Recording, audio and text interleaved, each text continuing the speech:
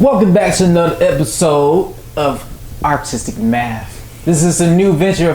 This is a grinding point, a new update point from Controversy TV to a new family-owned Artistic Math with my partner K Sharp. And today we have Dre, the best fitness trainer and personal trainer in the whole entire world. Y'all see him on Instagram. I always post him, and y'all see him everywhere, man. You want to know where my body's fit? This is why. So Dre, welcome to the show, man. I appreciate you, brother. It's about time. Finally. Right. So Dre, on the show, we like to talk about the people's background, their life, how they grew up, and their middle ground to where they are now, and to how you get to the point that you are now. So a lot of my viewers, they see somebody, they see success or the grind and want to know, man, how did that guy get there? So here we go, man. So we want to start by knowing where you're from. All right. So originally, I am from Lugoff, South Carolina, a little small town. It's done but car lots and housing developments. Then I made my way to Charleston. That's actually where me and Ron met. It's crazy. And now I'm out in Atlanta. Nice. So like childhood, right, plays an important part of who we are today. Yeah. So let the world know how you grew up and like who raised you. All right. So we'll say I came up, I was raised by my mom and grandmother, right? So my father wasn't in the picture, but we were in contact. We did keep in contact for sure. But I grew up around my mom. She used to be a nurse. So I was always in that caring environment. Right. Or so to speak. Then I tried to do the whole nursing thing in school a little bit. And then I realized that wasn't for me. And then I transitioned into fitness. Okay. So you went to school. You trying to be a nurse. And so what made you change your mind to fitness? Man, honestly, studying. Oh, I'm not gonna lie to you. Yeah, studying, and like all the different. I don't know. It's a lot, man. It's really a lot, and I knew that I wouldn't enjoy it. Like when I was in class, right, I wasn't having fun. Right. So, but when I was doing something active, that's when I was the happiest. So I knew for sure if I could stay in that field to where I'm helping people, but still like in the health field or whatever, fitness would definitely be the best way to go. Okay, so now you're in school, right? You say you're in class, you're just chilling. Listen, I can't do this shit no more. So what kind of directed you towards the fitness life? Being an ex-athlete, so to speak. Right. Back in high school, I think I started in middle school playing football, and then I wrestled, right? So I wrestled all through middle school, all through high school. I didn't play football in high school until my senior year, which I didn't want to play football, but then my track coach, he kind of pushed me into it. Found out I was actually pretty good at it, which I knew beforehand, but I just didn't like football. The whole contact thing, like salute everybody that plays football. Cause that's wow. Yeah, like it's wild, man. But having that fitness background, and me being always active, the only way that I could stay engaged with like that or being active in activities and stuff like that was fitness and working out. Okay, nice. So you left nursing, right? You left school. You're in fitness. What was your first day like of becoming a personal trainer to the grind? Oh man. What's the mindset too as well? Let's say this. So I had a long talk with my wife, right? So before I even started my fitness journey, I was a meat clerk at Harris Teeter. So if anybody's from the South, yeah, you're from the South, you know about Harris Teeter, right? So I was a meat clerk, man. Right. I was out there, I was making $12 an hour. Yeah. I was unhappy. All right. I did it for like a year and a half. And I had a long talk with my wife, and I was like, yo, I can't do this anymore. It's like I want to pursue fitness. And she was like, well, if that's something that you really want to do, go for it. So I applied. I didn't apply. I signed up and bought a online course. I went through ISSA, International Sports Science Association, and I studied, man, 6 months strong. I studied my ass off. And can I curse? Yes. All right, cool. Studied my ass off, man, for 6 months, and then I had the test, the final test. Right. I was taking it, and I was up. I think they gave you, I only had a few hours to do it. And I ended up working that day at damn meat clerk. I worked, man. Legit, bro. Seafood, I don't even like seafood like that. So I ended up getting off at 10 that night.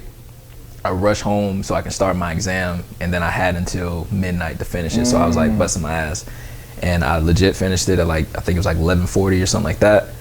I submitted it, and I was like, shit. Yeah. I hope I passed. I hope I passed. But sure enough, which I actually found out on a drill weekend. That Sunday, I got back to our apartment, got an email that said that I passed, and bro, I was so happy, and I cried. Yeah, that's how excited I was. I was super excited, bro. I cried because I knew. Tear? Yeah, for sure, bro. And it was because bursting cry. Oh! No. I still love not like that.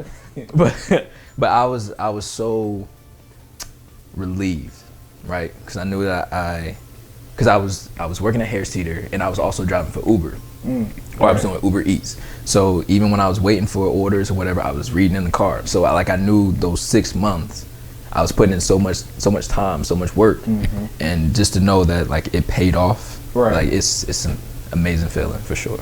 Nice. So you passed the test. After you passed the test, what did you went back to Harris Teeter and I quit? Or what was that process like to work in fitness full time? I think I worked at Harris Teeter for another month, but I was actively looking for training jobs. And when being a trainer, it's kind of hard to find other jobs here because everybody wants experience, right? So I'm a new trainer, and nobody really knows what I know or what I'm good at. But that's when I applied for the job at the YMCA out in Charleston. And they got back to me, and bro, as soon as they got back to me the same day, I called my manager. I'm like, hey, yo, I'm just letting you know I'm putting in my 2 weeks. Right. And what's wild is at my old job at the Harris Teeter, I was trying, which I probably would have ended up staying. I was trying to get a raise, right? I was doing all of this extra work trying to get a raise, but they would never give it to me. Until the fucking end. Until the end, bro. Oh, yeah. But the store manager, he came up to me. He was like, hey, Dre, he's like, what do I got to do to keep you? I was like, bro, it's too late. Yeah. It's too late, man. This is my last day. It was actually August 7th of 2019. August 7th, bro. I was like, this is it. Yeah. That's my last day. I've already tried. Y'all wasn't trying to meet me in the middle, so that's it. Man, listen, man, $50 an hour, dog. That's more than you try to get. That's more I get. Right. The bonus checks, they go ahead and slap me about 2 or 3 more though. So. Right. So you call Harris Teeter. They don't know you put your 2 weeks in. Especially at your old job, those 2 weeks is you're excited. You know you're about to leave. Yeah. So yeah, you had a job lined up. So what was those 2 weeks like? Because everybody gotta have those moments. Bruh, long. Them 2 weeks was the longest 2 weeks of my life, bro. Every day I woke up, I'm like, man, I'm not trying to go into this mug. Because I know I'm done, right? So, and usually when somebody puts in their 2 weeks, they're mentally, they're done. Right. Yeah, so, I'm up there weighing hamburger meat. You want a pound? Shit, I give you a pound and a half. Yeah, you have a good day. On me. It's on me. You know what I'm saying? You get whatever you want. Shit, it's not mine anymore. Right. I made sure that I didn't get fired, though. I had to, see it through. But those last 2 weeks, though, it really was relieving and super excited. The first week was going on, damn, I got 7 days left. Right. That's it. Boom, now I got 3 days left, whatever. It did kind of get sad from your coworkers that you've worked with for so long. It depends. But for me, I was cool with some of my coworkers. Right. So, which I still keep in contact with them still today. But man, those last 2 weeks, it was legit. I was super happy. My last day, bro, them damn khaki pants I had to wear every day, trash. Yeah. Gone. Never again. The polo, gone. All that, bro. Real quick. All right, so now you started YMCA, right? So what was that fitness journey like? What was your plan? What was your mindset going in? This is my first day as a fitness trainer. Am I gonna be the best, or I'm going? What was your mindset like? Who motivated you throughout the whole process? What's wild, man. So my very first day, I went in And I did have the mindset, but boom, I'm about to be the best trainer that I can be. Right. And every training job is not the same, right? Some training jobs you get paid by the hour, some you only get paid when you train. So that was the case at YMCA. So I was overseeing the gym, making sure nobody hurt themselves or anything like that. But then when I actually trained, then I had a bigger pay, right? And being in the YMCA, you usually get an older crowd. Nobody wants personal trainers. Pilates and shit. Yeah, silver sneakers, like stuff like that. Nobody really wants a personal trainer, but they love to ask questions. Can you help me with this machine? Or can you show me this? Or whatever, Like, I'm cool with it. But also, I want to make some extra money. Right. You know, so do a few sessions with me, you know, meet me in the middle, you know, help me out. But when I went in there, I had that mindset that I was going to be the best trainer I could be. And plus, I'm fresh off of my test, so I still, like, I remember all these things and I'm applying it. But then once you start to meet different individuals, and then you have to break it down because everybody's not the same. So what the little program that I write for this person will not be the same for the next person. You know what I'm saying? So, but my manager at the YMCA, and shout out to her, she was very, very, very helpful, like all the way through, like even to the point to where I ended up leaving the YMCA. But like, we'll talk about that. We'll talk about that later. But she was very, very, very helpful, man, and I thank her to this day for sure. All right, so you had experience at YMCA. How did she help you leave? Like, what manager? Well, no. So she didn't help me leave, but she didn't want me to leave. I'll say that. So I ended up. So at this time, I was living in Charleston. Right. So I was living in Latson. That's when 2020 happened. So everything in 2020 that happened, the pandemic, and the YMCA shut down. So I lost my job. Right. And my manager, she had hit me up. She's like, "Hey, we should be opening at such and such, whatever." I think it was like 3 months or something like that. Well, I was like, "Shit, I'm not making any money. Like what?" Like, and then of course my wife was in school, cosmetology school too. So I'm like, there's nothing that I can do, legit. And we were down to our last dollar, and then that's when we ended up moving to Atlanta. Right. And which we had talked about it before the whole pandemic thing. Like we was like playing around with the idea, but then COVID hit. It was like, well, shit, this is the perfect time, like to go out, especially with more opportunity. And it's funny that I say that because I left Lugoff to go to Charleston for more opportunity, and sure enough, it opened the doors to fitness for me. But then you can only go but so far. So then transition to Atlanta. And still my manager, I know she wants me to come back, but $70 an hour.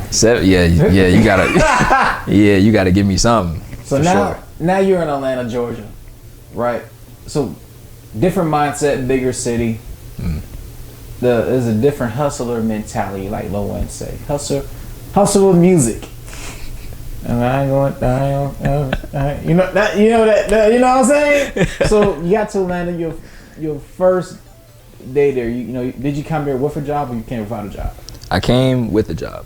Okay. So I ended up where I am now currently, Burn Boot Camp, Marietta. So if you're in the Marietta area, obviously I'm currently not there. Oh, I'm still there, but I'm not there in person. But if you're in the Marietta area, come through, slide through, see your boy. We got some cool trainers. But that job, I saw it online, and I just applied, just for shits and giggles, just to see what happens.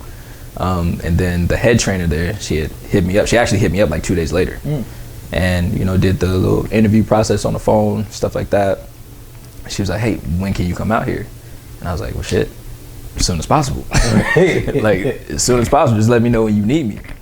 And the gym actually wasn't open, and of course with the height of COVID and all that stuff, so everything was delayed. It was supposed to open in May. I think it was May, but it was pushed back to like July.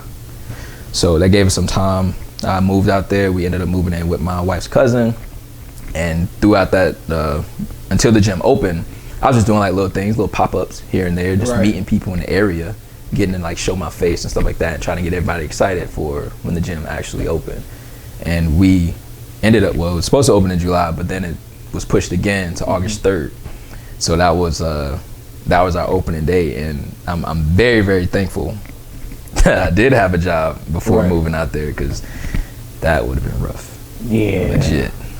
Yeah, bro. I mean, you know what I'm saying, Uber, well, you can't Uber it too damn, but it gets to a point when Uber is like, yeah, you be like, I need something else. I gotta do something else. So now you're at Burn Boot Camp, and you're building a fan base in a way, or a trainer base. So who's the people that most likely reconcile with you?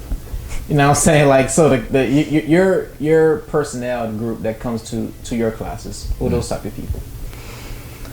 So I was just more, it's more like I don't want to say stay-at-home moms, but they're it's mostly women.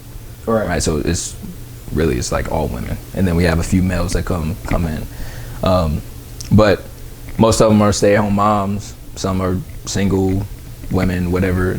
It's just, and they're all different personalities. But it's so crazy being in, especially like the city of Marietta. It's almost like it's small, but it's really not that small. But in the gym, everybody knows everybody, especially the mothers.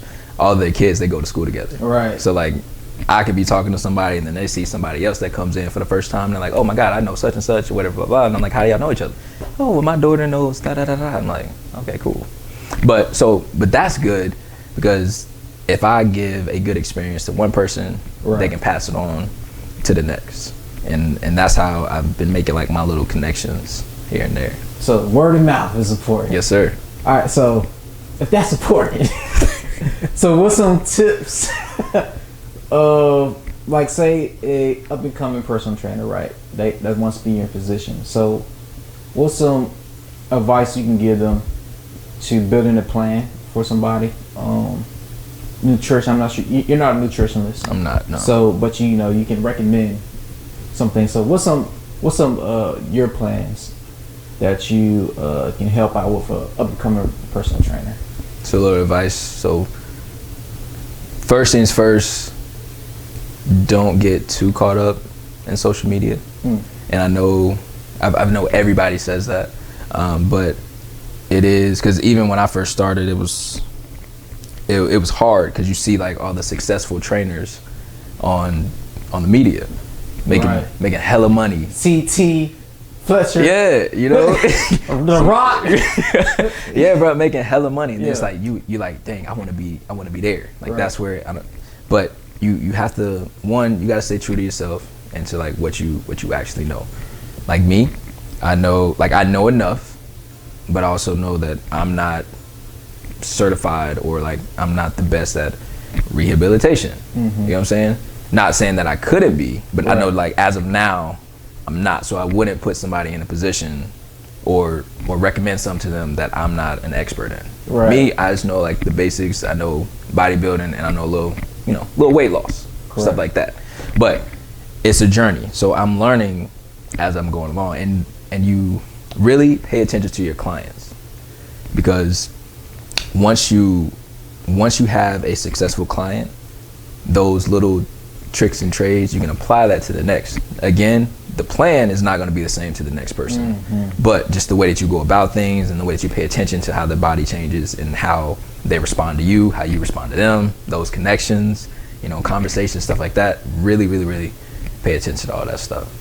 And then nutrition, always a disclaimer: if you're not a nutritionist, do not claim that you're a nutritionist if you're not certified, because you tell somebody, if you make a plan for somebody and they stick to that plan for like 3-4 weeks, and then they blow up or something like that. Oh my God. And they're like, well, you told me to do such and such. You'd be like, yeah, you're gonna be in a courtroom somewhere. Judge Judy, small claims court. Yeah, man. Yeah, that's always a good disclaimer. What are some of your favorite quotes, everyday quotes, that keep you going every day? And also, you're a big Andy Frisella fan too, right? Yeah. So what are some of his things that he said as well that keeps you rolling? One of Andy Frisella, man. I love it when he's like, don't be a bitch. You're right. And you can apply that to anything, like anything. But one of my all-time favorite quotes, which actually is my screensaver right now, it's from a dude. He's a powerlifter based out of Houston. His name's Russell Orhe, and he created a brand. It's called Get Better Today. And every single day, and I made it my screensaver, so that way that's the first thing that I see every morning. And you already know, man, like every day we're like, we working out, this is what we're doing, whatever that. Like I make it a point to get better, but just like, don't be a bitch. You can apply that to anything, whether it's fitness, whether it's school, you know what I'm saying, you know, your media, like anything, whatever it is, like you can get better each and every day. So those little steps that you take every day, it's going to help you in the long run. Nice. So if you can leave viewers with one of your favorite, matter of fact, 3 words that describe yourself, and how can they reach out to you if someone needs a personal trainer, either virtual, in person, or like since you're a personal trainer, you can do plan guide, like for fitness only, plans for fitness only. No disclaimer. Right. So what are those things that you can provide? All right. So first, three words that I would say to describe myself. One, I would say caring. Again, I have that caring background with my mom being a nurse, and even still to this day, she's still taking care of people. Honest. I'm as honest as I can be. I'm not like blunt, like super blunt or rude or anything like that. But you know, like I keep it soft, real a little bit. And then last, I am let's say, I had the word determined. Right. I'm determined, and when I say determined, when it is like more so like with of course my fitness stuff, and then my clients. I'm determined to get them to where they want to be, for sure.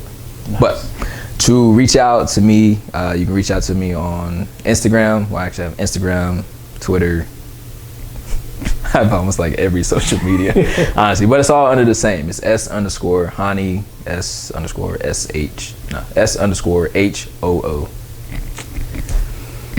S_HNNY. Right. I don't even know my own handle, but yeah, virtual. So right now I'm trying to work out the kinks of the whole virtual thing, which I would love to do that. In person, definitely. If I'm in your area or you're in my area, anything like that, we can definitely work that out for sure. Because I do want to get back into the one-on-one, like at Burn Boot Camp, it's group setting, but I would love to incorporate some more one-on-one training for sure. I like being personal. Right. And I feel like most people like that, because in a group, you know, you can have fun and stuff like that, but if somebody really wants that one-on-one training, it's kind of hard to do, especially when you have like limited time. Nice. And everything will be below in the description below, links and everything. So go ahead and tap into that. And appreciate you for coming to the show. I appreciate you for having me, big dog. You know, so like I said, this is a new era, artistic math. You know, it's like a better version of Dr. Dre Aftermath.